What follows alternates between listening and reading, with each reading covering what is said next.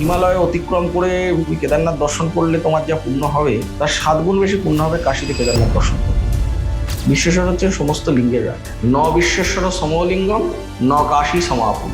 বিশ্বেশ্বরের অধিক মাহাত্ম্য কোন শিবলিঙ্গেরই গোটা ত্রিভুবনে। স্বয়ং মহাদেব তিনি বলছেন যে বিশ্বেশ্বরের মাহাত্ম্য সর্বাধিক। যে দুটি শিবলিঙ্গ অহল্যাবাই হোলকার পেয়েছে, সেই দুটি শিবলিঙ্গকেই আগে পরের দিন কোনটি প্রতিষ্ঠা করা হবে সেটা স্থির হয়নি। তো আগের দিন দুটি শিবলিঙ্গকেই একসঙ্গে সুতো দিয়ে বেঁধে রেখে দেওয়া হচ্ছে। পরের দিন দেখা যায় দুটি শিবলিঙ্গ এক হয়ে গেছে, এবং সেই দুটি শিবলিঙ্গ যে এক হয়ে গেছে এখনো তুমি শিবলিঙ্গের মাথার দিকে তাকালে দেখতে পাবে একটা জোরের চিহ্ন রয়েছে। ত্রৈলিঙ্গ স্বামীকে কাশীর চলন্ত শিব বলা হয়। ওনার সাথে কাশীর কি সম্পর্কটা?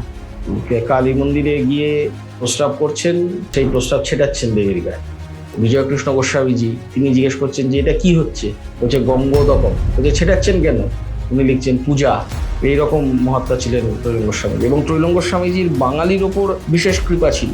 ওনার এক শিষ্যেরই মূর্তিতে দেবতা অবস্থান করেন কিনা সেই সংশয় দূর করার জন্য কালীকে তিনি হাঁটিয়েছিলেন।